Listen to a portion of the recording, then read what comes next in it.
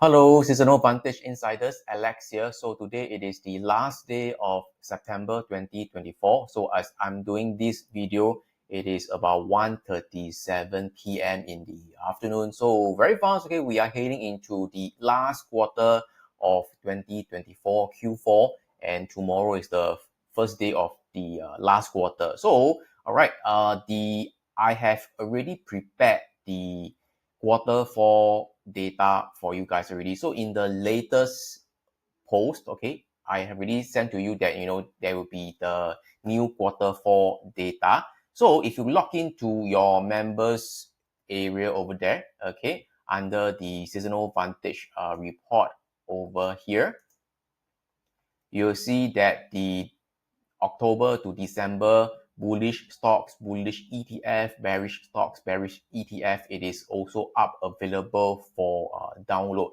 Okay, so as of now, I will be still keeping the third quarter first. So at the early into October, I will remove the Q3 reports already. So if you want to keep it, okay, please remember to download it, okay? So to keep this page less cluttered only for the Q4. So as of now, the Q3 and Q4, it is there, but the latest one, October to December, the final quarter, it is the top 4 over here. So please go ahead and download over there.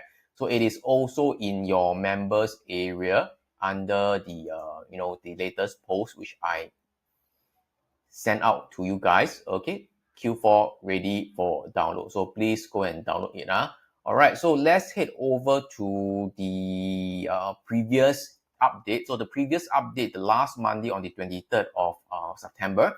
Okay, so as I mentioned that, the breadth is at a relatively high. So the market, okay, last week actually didn't really move much, okay, just grinding higher a little bit, okay. So, okay, personally, I actually shorted into Gillette Sizes and Pilgrim Pride Corporation. So out of these two, okay, I got stop out in PPC. So I got stop out in PPC. So this is the PPC over there.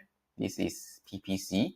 Okay, so you can see that actually I entered somewhere around here, but price just continued to go higher. So, can't be helped because, my stop was at 1.25 ATR. So it gets stop out about somewhere around the high over there. So yeah, so this is a losing trade for me. Okay, doesn't matter. So I'm still holding on to Gillette Sizes. So we'll see how it goes. So initially I was in profit because I shorted on this red bar over here. Okay, on this red bar. Anyway, this green line here, the solid green line here, it is actually the developing central pivot range because, okay, tomorrow is actually a new day already. So I want to know where is the new pivot point and the central pivot range. Okay, so you can ignore this dotted solid line for now. So on actually on Friday, our price, there was a kind of a long shadow over there. So I'm still holding on to it. Okay,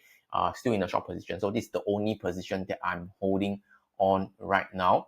Okay, and for the S&P 500 cash index, right? Okay, based on the spot gamma level, okay, the zero gamma level, it is at about 5,007. It is at about 5,007.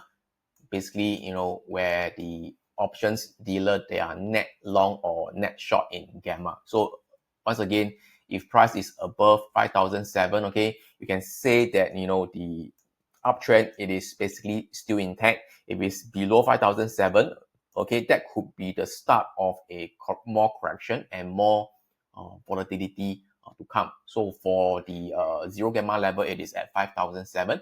And you also can see that, okay, because tomorrow is a new month, so there'll be a new pivot point, new central pivot range come out. So this green dotted line, sorry, this green solid line, it is actually the new central pivot range, assuming that tonight, the price doesn't change much as of the same, but I think it is roughly about the same already, okay, because it's last day already. Okay, so you can see that, this is in line with this one. So this is the last month. So you can see over there, this was here. This is 2 months ago. So this one, once again, when October come, I just remove that. So when October come, okay, this will be the new central pivot range. So once again, the upper range of the CPI is also somewhere around 5,007. So this is a key area to watch for the S&P. Okay, it is basically, you know, the new CPR, it is a bit higher. So all in all, okay, no doubt the market, it is still in an uptrend, but you can see over here, okay, the market just, you know, continue like stalling, okay, go higher and then it's kind of stalling, okay. Once again, you know, it is quite hard to time exactly the top, but as of now, okay, I am still more gravitating more towards the bearish side. So which means that I am not so keen to long right now. Of course, you know, market can continue to go higher, but you know, I feel that the reward to risk ratio, it is not in my favor anymore. So I rather, you know, stay aside and don't do any long trade. Okay, all right. So if you want to do short trade, I do have some ideas for you, but you need to also understand that, you know, sell short, okay, it is not that easy. So you can see from my past record, okay, my short selling record, it is not that good, okay. It is because of my reward to risk ratio above 1. That's the reason why I'm still profitable based on the previous short selling track record. Okay, but as of now, okay, because I'm still keen, okay, I just want to try, okay, to try to try to sell short some of the stocks over there. Not a lot, but I mean, I'm still willing to go for a try. But again, if you are uncomfortable, you don't know, you don't want to take the risk, okay, you don't want to sell short, I think that's perfectly fine. Just stay outside for now, okay. Don't, you can choose not to do anything now, okay. But for now, okay, again, the reason why I say that it is because previously I said about this DP gallery from stock chart, right? You can see over there the breadth, it is still at a high level over there. You can see over here, okay. So percentage of stocks above the 20-day EMA, it is still about 76%. It's still relatively at a high, okay. And above the 50 EMA, it is at a high level. It's at a high, okay. It is at a high. It is at a high, okay. Percentage of stocks above the 200 EMA, it is also at a high, okay, also 80 plus. All in all, okay, it can still stay elevated, but you know, I really feel that upside is not there anymore. Okay, it is, I feel that it's not so wise to, you know, aggressively going long. Again, you might not agree with me, okay, but that's fine.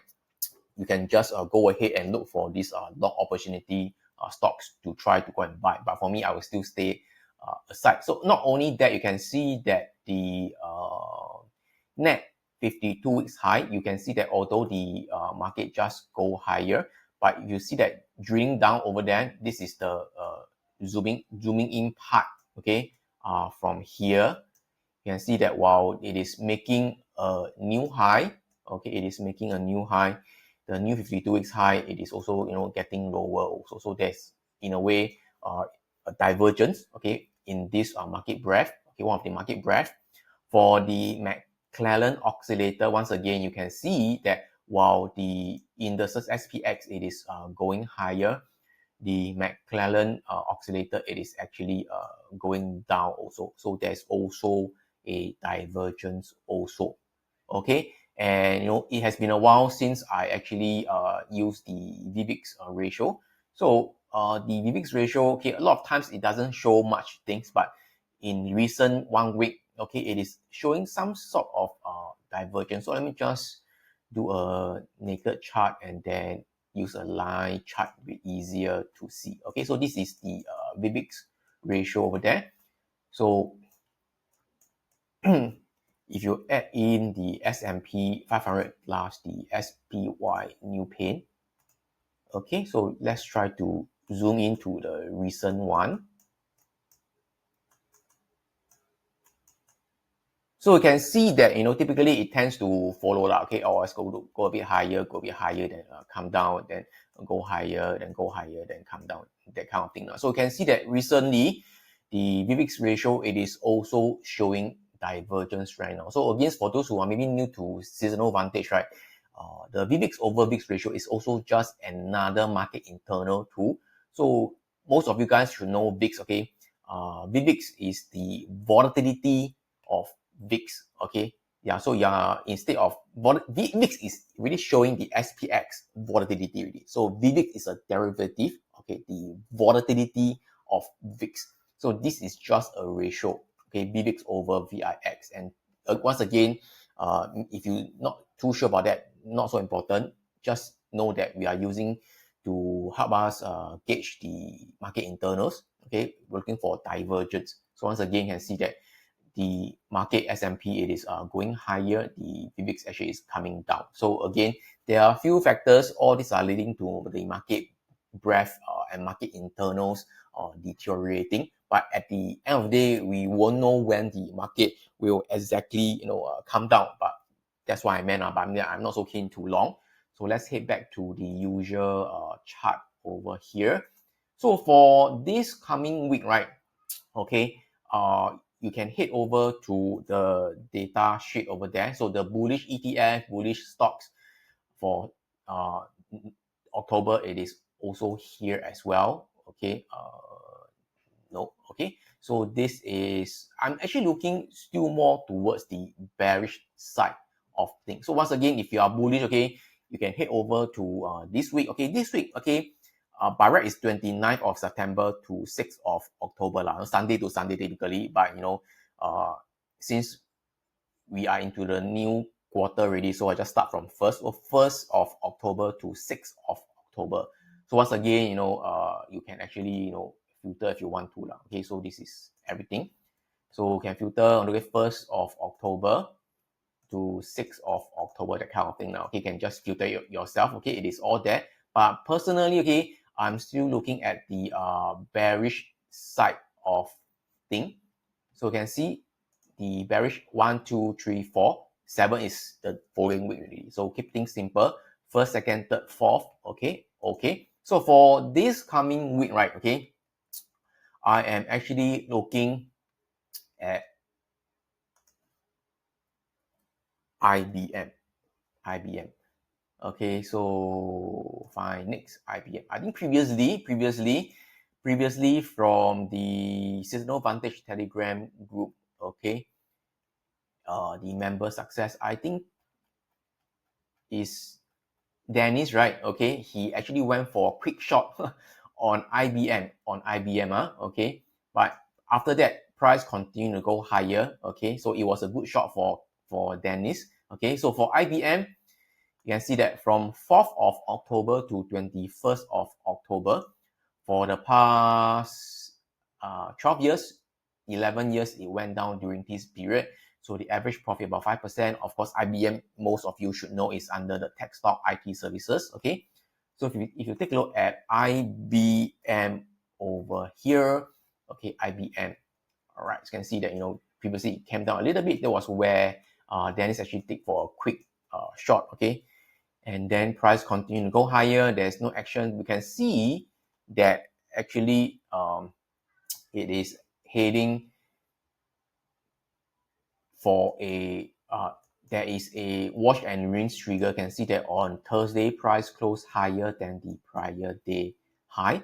So you can see that the prior day high on Wednesday, it is actually high. It is 221.85. 221.85. Okay, 221.85. You can see that there was a wash and rinse trigger over here. So on Friday, price closed below the wash line. So yeah, so let's see whether price will continue to head down this coming week or so. Okay, but for me, I won't be so eagerly, to short at the market open. So take some time after 1 hour to see whether I want to take a short on this or not. Okay, yeah. So typically after 10:30 p.m. Then I will see whether I want to take a short or not. Okay, all right. This is for IB. Another one that looking for short, it is actually, I'm looking at this Burlington store. Burlington store, it is under retail, apparel and footwear retail over there. So if you take a look at the data sheet over there, so if you search for Burlington, BURL, Burlington is just right at the top. Burlington, 1st October to 23rd of October. For the past 10 years, it went down during this period. So it's BURL, Burlington stores. Okay, so Burlington store can see that if you added in the developing central pivot range over there, you can see that, you know, if price continue to stay the same, okay, within tonight or tomorrow, you can see that price, it is already below the CPR already.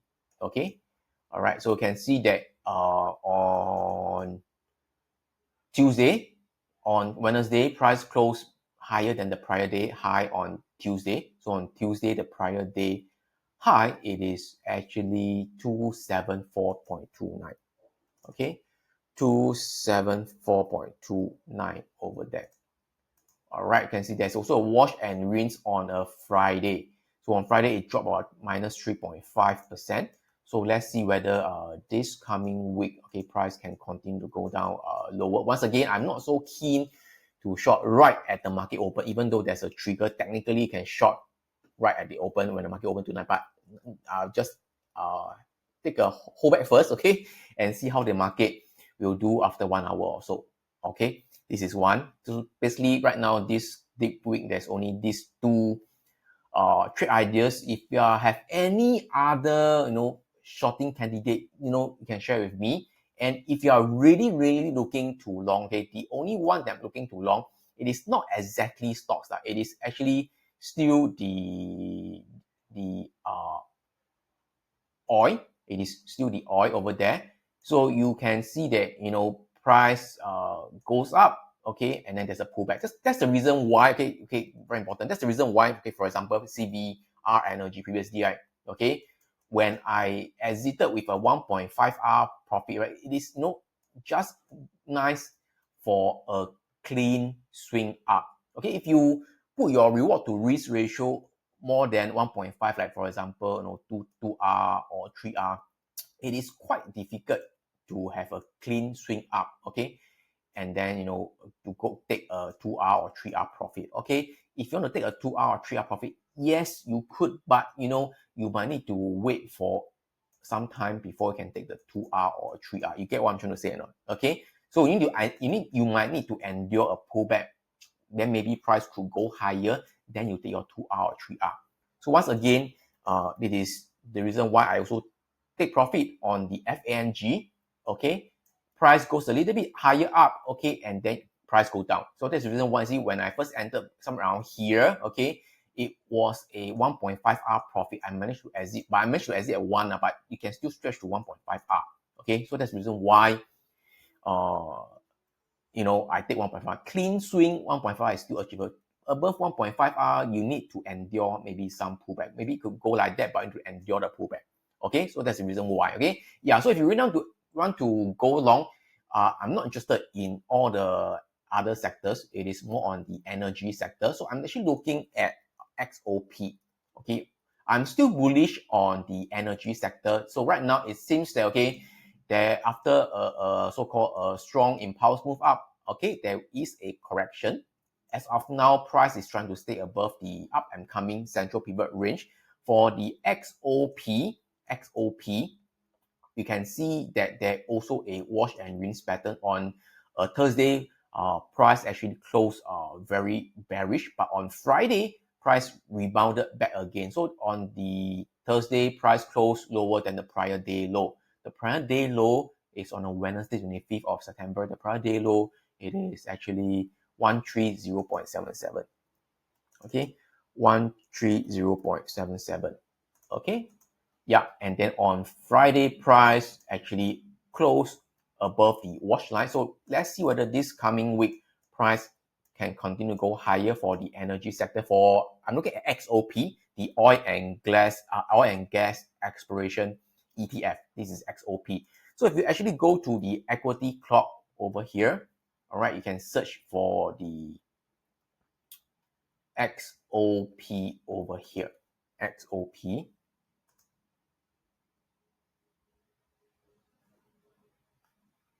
So XOP, this is oil and gas exploration. Okay, you can see over here at September goes up, then there's a pullback, but you can see heading into early October, the oil and gas XOP exploration and production ETF, or basically some of the energy sector, it tends to go higher into October. So I'm looking at XOP. So all in all, if you really want to go long, if I want to go long, I'm looking at XOP also. I will enter into this XOP. For the sell short opportunity, I'm entering into, not entering, I'm looking at IBM, okay, IBM, and also into Burlington, BURL. So these are the three stocks that I'm looking at, one long and two short. So once again, there will be a Facebook Live tonight at 10:30 p.m. So do tune in to tonight's Facebook Live, and there'll be more updates for you guys. So with that, thank you so much, and I'll see you guys again. Okay, thanks and bye-bye.